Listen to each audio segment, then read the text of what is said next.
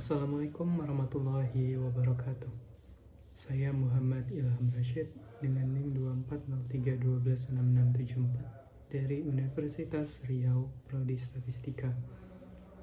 Saya akan membawakan topik pengantar data science dengan judul peranan sains data dalam analisis statistika. Adapun daftar pembahasan yang akan saya sampaikan, yang pertama adalah introduction, kedua penerapan sains data, yang ketiga tahapan dan aplikasi, keempat roadmap sains data, dan kelima kesimpulan. Kita masuk yang pertama, introduction. Menurut RDA 2026, data science dapat dipandang sebagai proses untuk mendestilasi atau mengekstraksi atau menggali insights dari data. Kata kunci di sini adalah ekstrak, atau kita mengambil informasi dari data tersebut yang berharga. Dan bidang yang kita perlukan adalah sains data. Sains data adalah bidang ilmu interdisipliner yang melibatkan proses pengolahan, analisis, dan interpretasi berbagai jenis data untuk menghasilkan informasi, wawasan, atau pengetahuan yang bermanfaat dalam penyelesaian masalah dan pengambilan keputusan.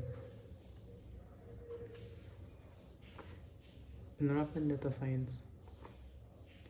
Yang pertama adalah dapat membantu memahami data secara menyeluruh untuk menemukan pola, tren, atau dasar dari pengambilan keputusan.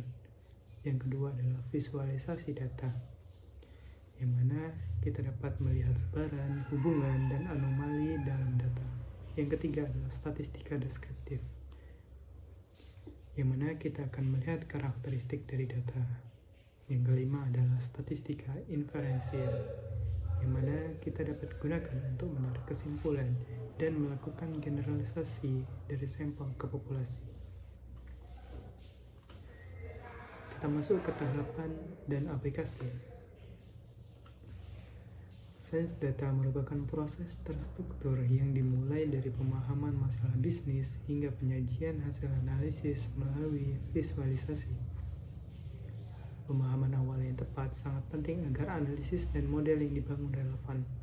Penerapan life cycle sains data yang sistematis membantu meningkatkan kualitas analisis dan mendukung pengambilan keputusan berbasis data. Berikut adalah gambar dari data science life cycle. Yang pertama adalah business understanding atau pemahaman bisnis. Kita perlu tahu tujuan dari apa kita menyelesaikan, atau kita perlu tahu tujuan dari permasalahan yang akan kita ambil. Yang kedua adalah data mining, atau kita mengumpulkan data-data yang kita butuhkan. Yang ketiga adalah data cleaning, kita membersihkan data tersebut agar bisa kita pakai dan memiliki makna saat kita analisis.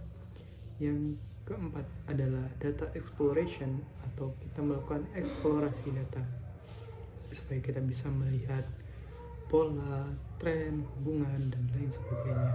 Yang kelima adalah feature engineering, yaitu kita mengubah dari hasil analisis di data exploration tadi menjadi informasi yang berharga. Yang keenam adalah predictive modeling, yang mana kita dapat menggunakan machine learning untuk membuat model prediktif atau model peramalan. Yang ketujuh adalah data visualization, yang mana kita akan mengkomunikasikannya dengan cara visual. Sains data berperan strategi dalam berbagai sektor dengan mengolah data menjadi informasi untuk mendukung pengambilan keputusan. Penerapannya di bidang bisnis, keuangan, kesehatan, dan transportasi membantu meningkatkan efisiensi, akurasi, serta kualitas layanan. Kita masuk ke pembahasan keempat, yaitu roadmap sains data. Roadmap sains data berfungsi sebagai pedoman untuk mengembangkan kompetensi secara bertahap dan terstruktur. Roadmap ini membantu memahami keterkaitan antara dasar teori, keterampilan teknis, dan kemampuan non-teknis yang dibutuhkan di dunia kerja. Dengan roadmap yang jelas, pembelajaran sains data menjadi lebih efektif, terarah, dan berkelanjutan. Berikut adalah data science landscape, yang mana data science itu dibentuk dari 3 hal, yaitu statistik, programming, and mathematics. Yang mana dari itu dapat menghasilkan bidang-bidang lain seperti data pre-processing, data visualization, machine learning, software engineering, dan kemudian soft skill yang kita butuhkan. Kesimpulannya, sains data merupakan bidang interdisipliner yang berperan penting dalam mengolah dan menganalisis data untuk menghasilkan wawasan yang mendukung pengambilan keputusan. Melalui analisis statistika dan tahapan kerja yang terstruktur, dimulai dari pemahaman masalah hingga penyajian hasil, sains data mampu diterapkan secara efektif di berbagai sektor untuk meningkatkan efisiensi dan kualitas layanan. Oleh karena itu, program sains data diperlukan sebagai panduan pembelajaran agar kompetensi yang dibutuhkan dapat dikembangkan secara terarah, sistematis, dan berkelanjutan.